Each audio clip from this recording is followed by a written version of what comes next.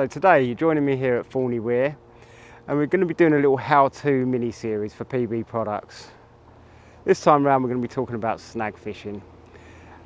Basically we're going to be going through the tackle, the bait, how to fish safely, and just the general setup and how not to fish safely.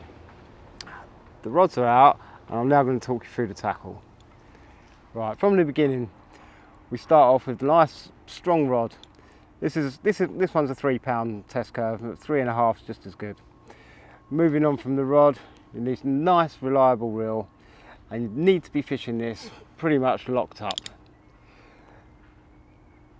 From the reel we go on to the mono. This is PB 24 pound mono, and it's super strong, super abrasion resistant, and I have every confidence in it. It never lets me down. Moving down, we come on to the ready to go leaders from PB. These again are super strong, super abrasion resistant, and never let me down, super reliable. They lay across all the different contours, maybe weed, chod, debris, even the little twigs and branches. Moving down, we've got the ready-made helicopter system. This can be changeable depending on what you're fishing on. If it's silty or if it's weedy, you can just adjust depth nice and easily, just like that. Moving on to the rig. Now, the rig is constructed from 27 pound ghost butterfly with a small anti-tangle sleeve, which can then sit straight onto a little quick link swivel. And moving down, we've got 1 gram the contraliner. These come in 2 or 3 grams as well, which obviously depending on what size pop-up you want to use. And this, just a little stiff hinge. Super confidence, caught me many big fish on the stiff hinge rig, and very reliable.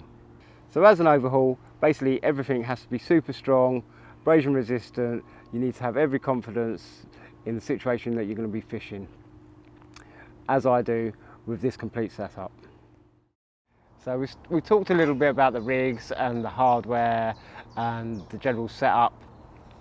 Now we're going to just talk a little bit about the tactics. First of all, you want to make sure always that you're in very close proximity to your rods. That is paramount. Making sure you're fishing locked up, the rods are secure,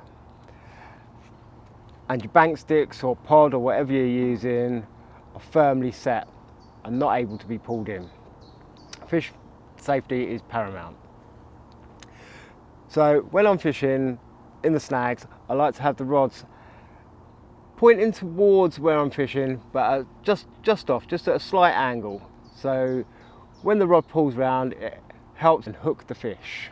This also gives me extra indications, because when I'm on the rods, I might only get one beep. If I can see that rod just bending round, I know we're on.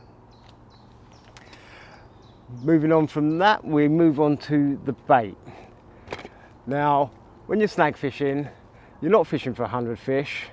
You're fishing for 1 fish at a time. Although there may be 100 fish in there, but you're still only fishing for 1 fish at a time. Therefore, I like to use just a bit of particle and maybe a little tiny bit of a boilie. Hemp and corn's a favourite. All fish love hemp. I like to put a little bit of corn in just so it catches the eye. Normally on this I would fish, depending on whether there's silvers in the lake or bream, then I wouldn't really use maggot. But if there isn't, I would use maggot. So over this, I would use a small 12mm pop-up of whatever colour you choose, whatever your preference is. So on to how to get this bait out there.